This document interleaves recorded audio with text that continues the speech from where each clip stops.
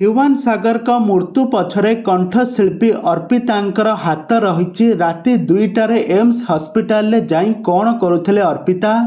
କ'ଣ ସେଦିନ ତାଙ୍କର କାମ ଥିଲା? ଧୀରେ ଧୀରେ ହ୍ୟୁମାନ ସାଗରଙ୍କ ମୃତ୍ୟୁ ପରେ ଗୁମର ଖୋଲିବାରେ ଲାଗିଛି। ସଙ୍ଗୀନ ଅଭିଯୋଗ ଆଣିଛନ୍ତି ଏବେ ହ୍ୟୁମାନ ସାଗରଙ୍କ ମା। ଆଉ ସେ ଆଜି ଖୁଲମ ଖୁଲା କହିଛନ୍ତି ଅର୍ପିତା ହିଁ ମୋ ପୁଅ ହ୍ୟୁମାନଙ୍କୁ ମାରି ଦେଇଛି। ତେବେ ଦର୍ଶକ ବନ୍ଧୁ, ଏସବୁ କ'ଣ ଆସୁଛି ସୋସିଆଲ ମିଡ଼ିଆରେ ଗୋଟିଏ ପରେ ଗୋଟିଏ ସବୁ ସତ ଏବେ ସାମ୍ନାକୁ ଆସୁଛି। କ'ଣ ସତରେ କ'ଣ ଏମିତି କିଛି ଘଟଣା ଘଟିଛି? ସୋସିଆଲ ମିଡ଼ିଆରେ ଯେଉଁ ଭିଡ଼ିଓ ଏବେ ଭାଇରାଲ ହେଉଛି, ହ୍ୟୁମାନଙ୍କ ମୋବାଇଲରୁ ମୋବାଇଲ ଘୁରୁଛି। ଆଉ ହ୍ୟୁମାନଙ୍କ ମୋବାଇଲରେ ଏମିତି କ'ଣ ସବୁ ସିକ୍ରେଟ ରହିଛି ଯାହାକି ଲୁଚି ରହିଥିଲା? ହ୍ୟୁମାନ ସାଗରଙ୍କ ସହିତ ଅର୍ପିତାଙ୍କର କ'ଣ ସମ୍ପର୍କ ଥିଲା?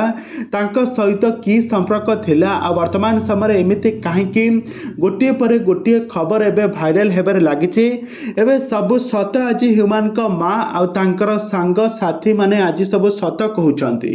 ତେବେ ଦର୍ଶକ ବନ୍ଧୁ, ଆପଣମାନେ ତ ସମସ୍ତେ ଜାଣିଥିବେ ହ୍ୟୁମାନ ସାଗରଙ୍କ ମୃତ୍ୟୁକୁ ବର୍ତ୍ତମାନ ସମୟରେ 4 ଦିନର ସମୟ ପୂରିଗଲାଣି। ହ୍ୟୁମାନ ସାଗର ଏବେ କବର ଭିତରେ ବନ୍ଦୀ ହୋଇ ନିଜ ବାପା ଭାଇଙ୍କ ପାଖରେ ରହିଛନ୍ତି। ଆଉ ଏପଟରେ ହ୍ୟୁମାନଙ୍କ ମୃତ୍ୟୁକୁ ନେଇକି ସବୁଆଡ଼େ ସନ୍ଦେହଜନକ ସୃଷ୍ଟି ହେଉଛି। ଆଉ ସବୁଆଡ଼େ ସନ୍ଦେହ କରୁଛନ୍ତି ଅର୍ପିତାଙ୍କୁ। କାହିଁକି ନା ସମସ୍ତେ କହୁଛନ୍ତି ଯଦି ଅର୍ପିତାଙ୍କ ନାଁ ନଥାନ୍ତା, ଯଦି ନିଆଁ ନଥାନ୍ତା, ଧୂଆଁ ବି ବାହାରି ନଥାନ୍ତା, କାହିଁକି ନା ଅଲିଉଡ୍ ଇଣ୍ଡଷ୍ଟ୍ରି ଏତେ ସିଙ୍ଗର ଥିଲେ, ସେ ସମସ୍ତଙ୍କ ସହିତ ଭଲ ତାଙ୍କର ଚଳନି ଚାଲିଚଳନି କଥାବାର୍ତ୍ତା ଥିଲା। କିନ୍ତୁ କାହିଁକି ସେଇ ଜଣଙ୍କ ନାଁ ନେଉଛନ୍ତି ସମସ୍ତେ?